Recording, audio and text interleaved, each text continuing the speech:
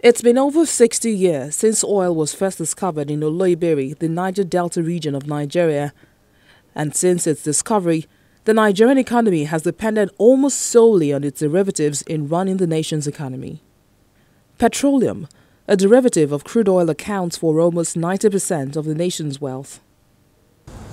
The selling price of petroleum in Nigeria has been a topic of national discourse for years, with a constant hike in prices, most notably the origin for the 2012 Occupy Nigeria national protest, when the pump price was raised from 65 naira per litre to 141 naira, and again in 2016 from 86 naira to 145 naira per litre. Citizens say cheap petrol is the only tangible benefit they receive from the nation. But even that is under close scrutiny, as in recent times, concerns have arisen over the distortion of fuel pumps by numerous fuel stations to increase gains, much to the detriment of the consumers. Those people selling fuel should be trained, and we should be honest in this country, because it's not easy for everybody.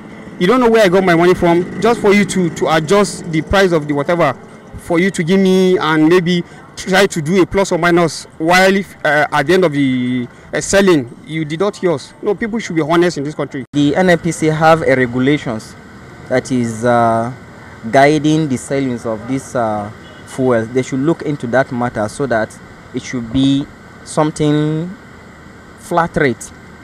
It should be a flat rate matter, so that you should have confidence when you are walking into any filling station. The Department of Petroleum Resources in Niger State believes this is a result of illegal fuel stations operating without licenses.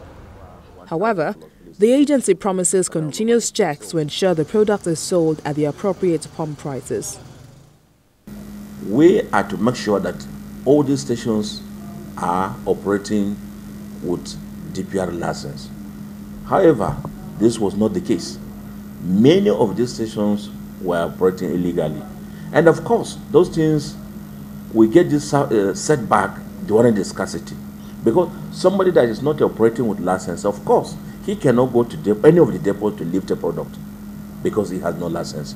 So until one Mr. A that has a license, go to depot to lift, maybe he that is operating legally will go to buy a kind of a third party. So when they get those products to stations, obviously they don't sell at the government approved price, and those were the challenges. Living in an oil-based economy, Nigerians are usually on the edge when anything affects the price of oil negatively at the international market, which is why the DPR cannot afford to fail in its responsibility of ensuring the price displayed on the pumps is the value sold.